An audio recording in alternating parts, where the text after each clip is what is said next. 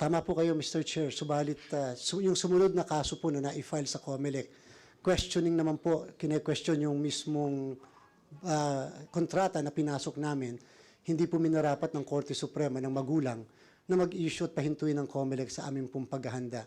Naniniwala po ang COMELEC na kung mali po yung ginawa po namin, Mr. Chair, kung mali po yung unang ginawa ng COMELEC na sinabi prospective at hindi retroactive, sana po ay napigilan na rin kami ng magulang na wag ituloy yung lahat ng ginagawa po namin. Kung kaya po, hanggang ngayon po, nagtutuloy-tuloy po kami sapagkat wala naman pong pagpapahinto mula sa Korte Suprema.